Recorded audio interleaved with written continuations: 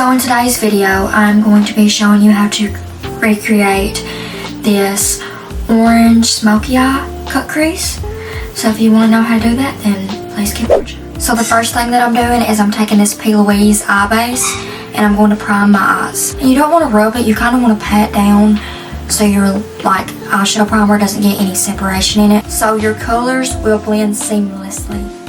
I'm taking the P. Louise eye primer and I'm just patting it. You don't want to rub because that can cause, patchiness in your primer. You just want to pat that in there very carefully. Now I'm taking the Frosted Flakes Glam Light palette and the shade Crunchy, and I am packing that shade on and doing soft circular blending motions and kind of tugging and pulling at the eyeshadow. You don't have to be super precise with this. You can blend a little bit, or at least I do, but I'm mostly just trying to get those colors on there. And what you'll see in this video is I go back in over and over and over again to build my colors up. In my opinion, that's the trick to blending eyeshadow, is just going back in and blending your colors.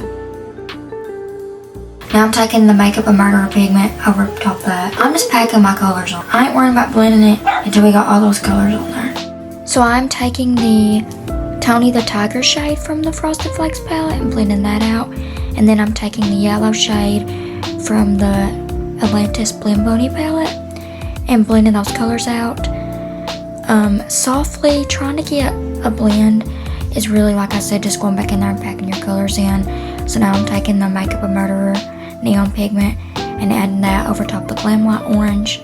And as you can see, the more you start to pack those colors on, the more vibrant and brighter your eyeshadow will look. So here I am taking a fluffy Morphe brush, and I'm just kind of, if you can see, dragging. And then when I get out to the outer colors, the lighter colors, I'll kind of do soft circular blending motions, like windshield wiper motions, to get that blended out. So now I'm taking a Q-tip and Vaseline, and I am carving out the eyeshadow I don't want on my crease, and I'm going back and forth, and then I take a clean Q-tip and rub off the excess Vaseline. This is the Morphe M152, and I'm going to cut out my crease, carve my crease. Now I'm taking that P. Louise primer on that small Morphe flat brush, and I'm slowly packing in that color on my crease. So you can kind of see I am kind of dragging it, but I will go back in with more and more of that base and pat it on there, because like I said, right now if I was to put that color on there, it would not stick and it would be super patchy, and that is definitely not what you want when you're trying to do a cut crease look. Now I'm going to be packing in those colors from lightest to darkest. So I'm taking the yellow Voltage shade from the Blend Bunny Ellis palette. Then I'm taking the neon Makeup and Murderer pigment and kind of dragging it over the yellow and dragging it out. Try to get those two to blend.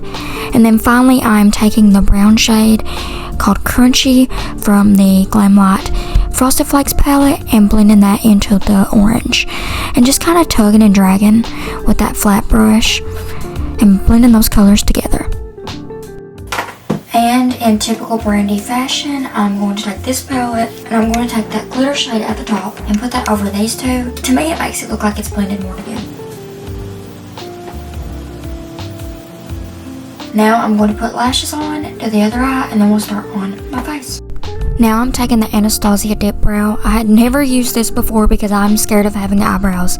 I love them crackhead eyebrows, baby, okay? I want to look like a crackhead with them eyebrows. I don't know why, I just do. So I'm taking it and I'm barely filling my eyebrows in. And in this clip coming up, I think that they look so big, and I literally was disgusted and I was scared. This is me thinking they look huge. Now I'm taking the NYX eyebrow glue and I'm brushing my eyebrows up. And then I'm taking the NYX face glue and I am rubbing that all over my skin. I'm trying to rub and pat this in to make the foundation stick well, but I don't know why I care about my foundation sticking well, because I put this on, filmed a video, and took it off. But yeah, rubbing that primer in. Now I'm taking the Morphe Buttery Blends brush and I'm taking the Anastasia Impeccable Foundation, and I'm using a brush because I think brushes really do make your foundation look more flawless. And I'm just patting that all over my face and trying to get it even everywhere. The trick is to just pat it and not really drag it, if that makes sense, like a beauty blender. Now I'm taking the Curve Case by Makeup by Mitchell, and I just got this from Ulta like a week or two ago, and I love this. This is so good. I grieved when Anastasia Beverly Hills got rid of their cream contour palette, and this is literally so good and so worth the money. And another trick is to pat, do not drag when you're blending out your cream contour. Now I'm taking the blush by Makeup by Mitchell, I don't know if I can say it, and I am patting that out. Not dragging, not rubbing, bitch. Do not do that. We are patting it out. Now I'm taking the e.l.f. Camo Concealer, and I'm putting it on my nose, underneath my eyes, on my forehead, all the spots where I want to highlight. And I go heavy on the concealer. I go heavy on everything, baby. I'm a full coverage queen, and I will be like that until I die. And the same thing here, don't drag, you want to pat it out. And when I'm doing underneath my eyes, like trying to blend it out, I will kind of tilt my head down to try to prevent it from creasing. I don't know if this works. I feel like I saw it in 2016 for a makeup tutorial, and I thought I was fucking Jaclyn Hill, and I still think I'm Jaclyn Hill, and I'm blending it out. Taking my blush brush, and I am blending the blush into my concealer, and I feel like that makes everything look really blended together. And then contour my nose again. One thing I didn't realize, and I do now, is makeup is just a lot of building. You go back in over and over again, and that's how these influencers get their makeup to look so vibrant. Look at this shit. I just pulled a Katy Perry on tour. What the fuck? Taking a powder puff and the One Size setting powder, and I'm setting my face. I'm taking the Anastasia powder contour palette, and I am contouring my cheeks and my forehead, or bronzing, whatever you want to call it. At this point, if you couldn't tell, I hated my nose. I do, and I'm contouring my nose yet again with the powder. I want a button nose, and if I ever get a lot of money, I will get a nose job.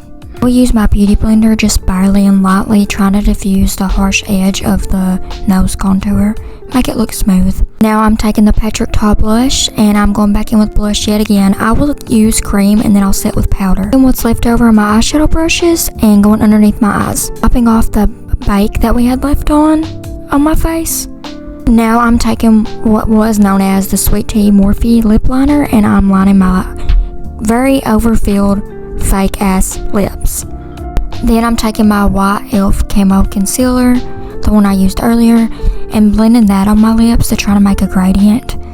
I don't think it really worked, but it's the thought that counts, you know what I'm saying? Going back in with the same lip liner and fixing those edges. Then finally, I'm using the MAC lip gloss, and this is the finished look. I really love the way it turned out. I just wish that I had blonde hair instead of brown hair.